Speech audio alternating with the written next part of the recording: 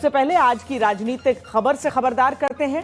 इस वक्त देश का सबसे बड़ा मुद्दा है यह सुनिश्चित करना कि आम जनता देश में चुनावी प्रक्रिया की निष्पक्षता के प्रति आश्वस्त हो, उसे भरोसा रहे कि जो चुनाव हो रहे हैं वहां कुछ भी गलत नहीं है। किसी चुनाव प्रणाली या आमतौर पर लोकतंत्र की विश्वसनीयता पूरी तरह इस बात पर निर्भर करती है कि उसे सभी लोग निष्पक्ष माने, खासकर हारने वाला पक्ष। लेकिन कभी ईवीएम की बैटरी पर प्रश्न उठाता आ रहा विपक्ष अब सीधे प्रेजेंटेशन देकर यह आरोप लगाने लगा है कि चुनाव आयोग की वजह से देश में सरकार तीसरी बार वोट चोरी करके बनी है।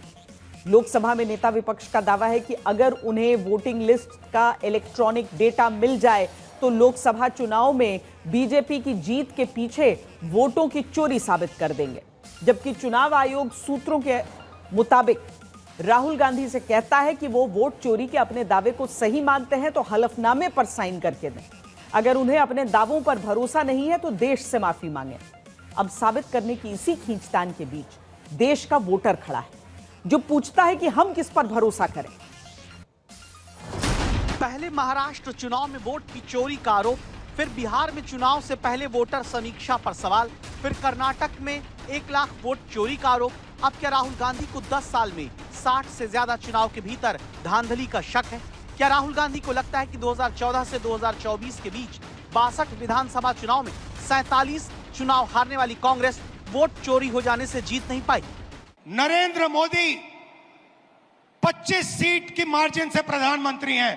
25 सीट वो 35,000 या कम वोटों से जीते हैं। अगर हमें इलेक्ट्रॉनिक डेटा मिल जाए हम साबित कर देंगे कि हिंदुस्तान का प्रधानमंत्री चोरी करके प्रधानमंत्री बना है। पूरे देश को यह सवाल पूछना चाहिए कि इलेक्शन कमीशन इलेक्ट्रॉनिक डेटा और वीडियोग्राफी क्यों नहीं दे रहा है। मैं आपसे अब कह रहा हूं 100% सबूत के साथ कि लोकसभा में भी आपसे चोरी की गई है और इलेक्शन कमीशन को एकदम हिंदुस्तान की सारी इलेक्ट्रॉनिक वोटर लिस्ट पिछले 10 साल की हमें दे देनी चाहिए।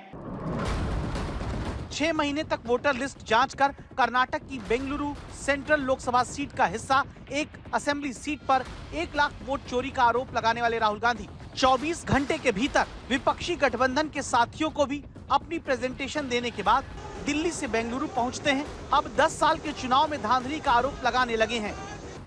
चुनाव आयोग से हम वोटर लिस्ट मांगते थे, electronic soft copy voter list की मांगते थे, वो मना कर देते। वीडियोग्राफी मांगी, उन्होंने नहीं दी और फिर कानून बदल दिया।